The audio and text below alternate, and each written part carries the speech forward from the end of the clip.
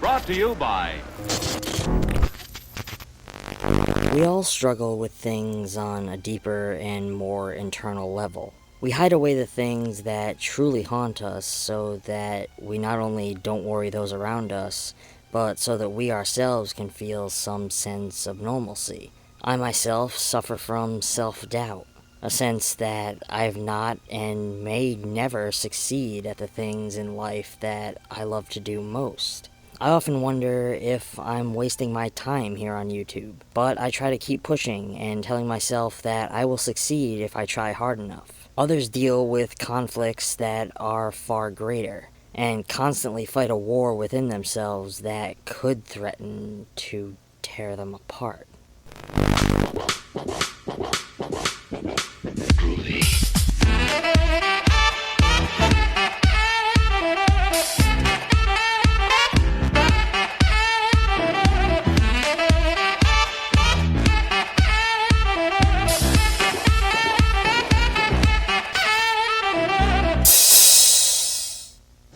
Hello friends, and welcome back to ETF. Today I discovered a little independent gem on Amazon Prime that had me quite simply amazed. This one weaves a story of turmoil in a way that was both artistic and profound. While searching for a private place all to themselves, an angsty young man, Jason, and his naively devout girlfriend, Valerie, stumble across the devilish new boy, Sebastian, who they discover has just moved into Jason's childhood home. As the pressure rises to satisfy his girlfriend's desires, so does the overwhelming feeling Jason is being watched. Do the intrusive photographs and omens of doom have something to do with the mysterious boy living in his old house? Or could it be something even deeper than that? Something that's been locked away for years, itching to be released. Through flickering neon and hazy noir shadows resides the ultimate truth. Coming in at just over 50 minutes, barely in the realm of feature filmmaking, this film aims to take us on a journey of self-exploration, forcing us to face the demons that we hold inside. Right from the emotional violence of the opening moments, there is a terrifying Lynchian aesthetic to this film's visual style, and its budgetary limitations only add to that aesthetic. The opening post-credit shot of the film is very telling of the narrative we are about to experience. The blue flames of the stove setting the kettle to boil, reminiscent of the emotional turmoil of our protagonist, reaching the point of boiling over. We are initially brought into this film with a quote from Sigmund Freud that reads, "We approach the id with analogies. We call it chaos. As cauldrons full of seething excitation, it is filled with energy reaching it from the instincts. A striving to bring about the satisfaction of the instinctual needs subjective to the observance of the pleasure principle," which I feel was a strong representation of what this film is attempting to convey. There are parts of the film, even early on, that feel very independent and amateur. Shots and sound design that doesn't quite feel up to snuff. The main antagonist character is introduced early on, looking like he has never smoked a cigarette in his life, and immediately igniting a strange sexual connection with our protagonist Jason. This shapes the film up quickly to be a sexually charged exploration of the internal struggle of a character who hides his true feelings from the world around him. We have a young man struggling with his sexuality, unable to satisfy his girlfriend's needs to take the next step, pursued and haunted by the monster that he hides in the closet, so to speak. The monster is presented to us as a dark mirror of Jason, a twisted and mangled form of himself with blackened eyes and a twisted grin. To me, this was how he sees himself, how he envisions himself if he were to give in to his carnal desires.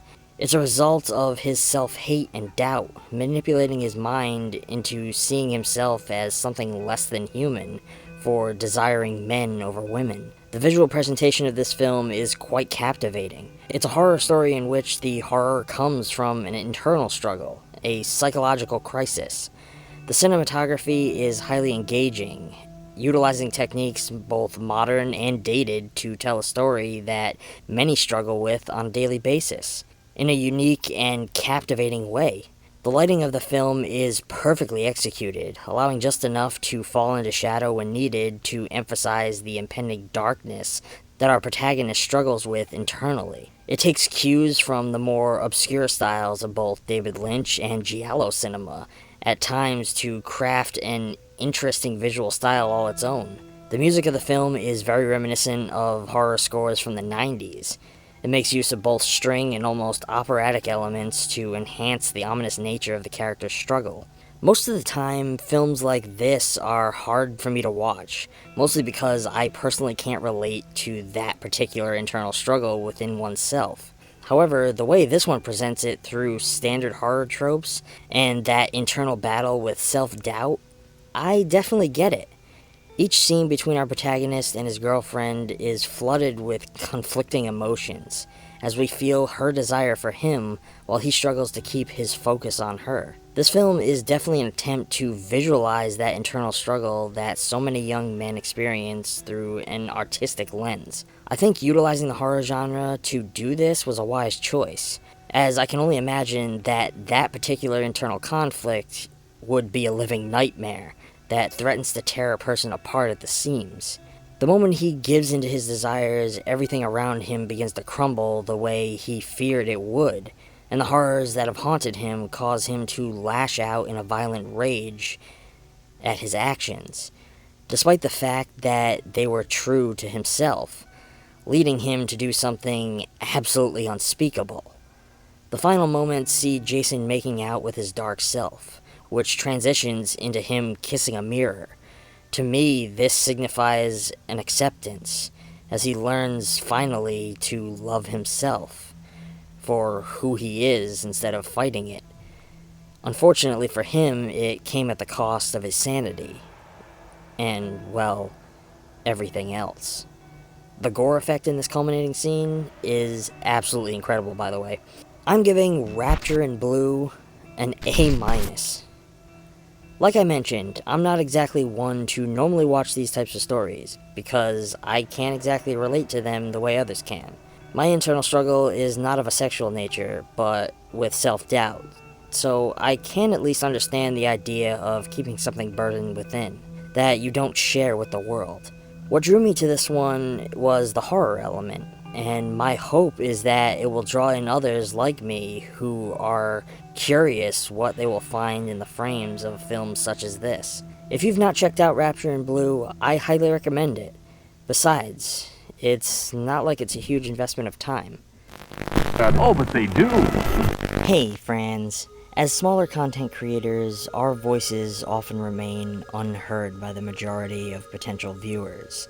Each day we are overlooked and forgotten, much like a lot of the content I try to cover here, especially during a time as turbulent as this. However, recently I was approached by a little independent company called Black Cat Productions and asked to be a part of a documentary experience that aims to give a voice to those of us who are often left unnoticed. Premiering on April 30th over on the Black Cat Productions channel, Lockdown will take us on a journey into the struggle of small-time content creators, and allow others like myself to share their experiences with quarantine and all the limitations it has placed upon them, inviting you to glimpse the drive and passion that has kept us all going throughout this whole ordeal. So follow this link on over to Black Cat Productions and be the first to check out this all-new documentary experience when it premieres on April 30th.